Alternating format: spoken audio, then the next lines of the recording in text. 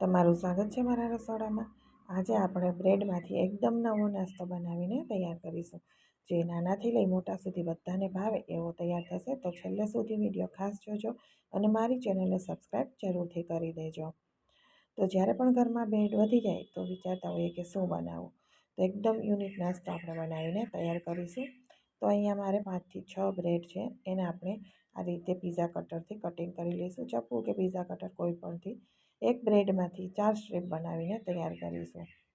તો આ રીતે તમને પસંદ હોય એ પ્રમાણે નાની મોટી સ્ટ્રીપ બનાવી લેવાની। તો મેં અહીંયા 4 લીધી હતી, જેથી એકદમ સરસ એવું બનીને તૈયાર થયો હતો। તો આ રીતે બધી જ બ્રેડની સ્ટ્રીપ આપણે કરી લઈશું। હવે એના માટે એક બેટર તૈયાર કરીશું।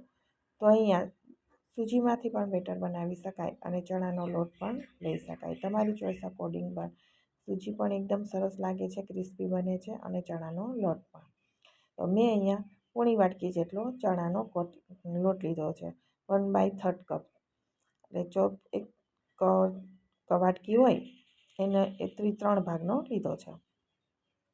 સાથે આપણે હળદર નાખીશું, જેથી નાસ્તાનો કલર સરસ આવે, અને સ્વાદ પ્રમાણે આપણે મીઠું નાખી દઈશું। હવે આ બેટરમાં મેં વધારે કંઈ બીજું નાખ્યું નથી, પરંતુ તમે ઝીણા ઝીણા સમારેલા ડુંગળી, આદુ મરચાંની પેસ્ટ, લસણની પેસ્ટ પણ નાખી શકાય। મેં હળદર, મીઠું, ચીલી ફ્લેક્સ અને લીલા ધાણા નાખ્યા છે। તો તમારી ચોઈસ અકોર્ડિંગ તમે વધારે ઓછા શાકભાજી પણ અહીંયા કરી શકો છો। હવે થોડું થોડું પાણી નાખી અને આપણે બેટર બનાવીને તૈયાર કરવાનું છે। બેટર વધારે પડતું ઘાટું પણ નહીં અને એકદમ પાતળું પણ નથી બનાવવાનું, કેમ કે જો વધારે પડતું પાતળું હશે તો આપણને નાસ્તો બનાવવામાં અનુકૂળતા રહેશે નહીં, અને વધારે ઘાટું હોય તો પણ આપણને મજા આવે નહીં। એટલે મીડિયમ કન્સિસ્ટન્સીવાળું કરવાનું છે, એને ફેટી લેવાનું વધારે, જેથી પાતળું પણ ના થાય અને જે ઘાટાશ થોડી રહે, ઘાટું રહે।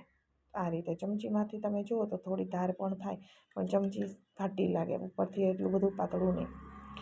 હવે આપણે ગેસ ઉપર આ પેન રાખી અને એમાં બટર પણ લગાવી શકાય। મેં ચમચી તેલ નાખ્યું છે, એની જગ્યાએ બટર પણ લઈ શકાય। તેલને આપણે આ રીતે પેનમાં ફેલાવી દઈશું। એકદમ ઓછા તેલમાં બનાવીને તૈયાર કરવાનો છે, અને ઘી કે બટર લગાવો તો તેલની પણ જરૂર નહીં।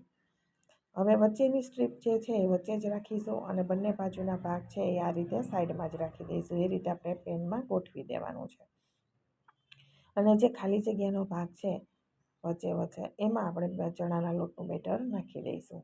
આ રીતે થોડું થોડું બેટર નાખવાનું છે, અને બહાર નથી નીકળતું, તમે જોઈ શકો છો। ગેસની ફ્લેમ મેં મીડિયમ રાખી છે અત્યારે, એટલે નીચે આપણે બાય સાઈડમાં રેગાળા થાય એટલું પાતળું બેટર રાખવાનું નથી।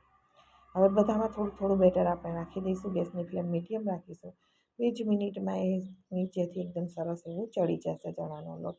પછી આપણે એની સાઈડ પલટાવીશું, ત્યાં સુધી નહીં પલટાવીએ।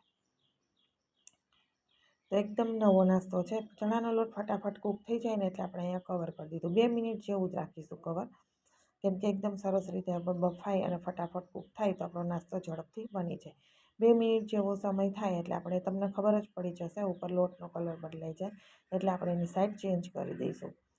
અને તમે સરસ એવું, આપણે પલટાવવામાં પણ ઇઝી રહે છે। તવેથો છે એકદમ સરસ નીચેથી જવા દો એટલે આખું એકદમ સરસ રીતે પલટી જશે।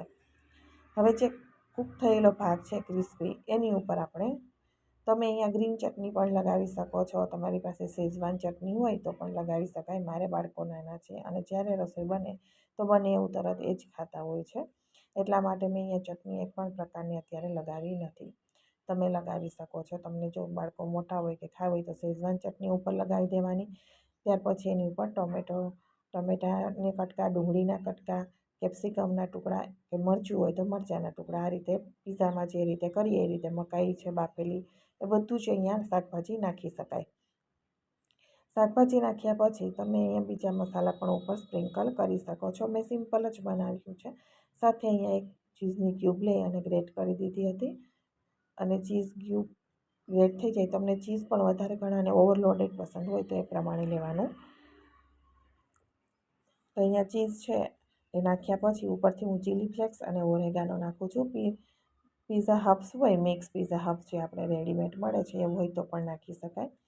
તો ઘણી બધી રીતે તમે અલગ રીતે પણ બનાવીને તૈયાર કરી શકાય છે। હવે કવર કરી દઈશું, જેથી ચીઝ છે ફટાફટ મેલ્ટ થઈ જાય, એટલે 2 મિનિટ જેવું જ રાખીશું, વધારે નહીં। ચીઝ મેલ્ટ થઈ જાય ત્યાર પછી આપણે એનો લઈ લઈશું. તમે હવે પીઝાની જેમ કટિંગ કરીને પણ ખાઈ શકાય અને તમને જો આ પપુડી વાળીને રોલ વાળીને આ રીતે ભાવે તો આ રીતે પણ કરી શકાય. મેં રોલ વાળી દીધા હતા જેથી બાળકોને રોલ છે એ ખાવામાં સરળતા રહે.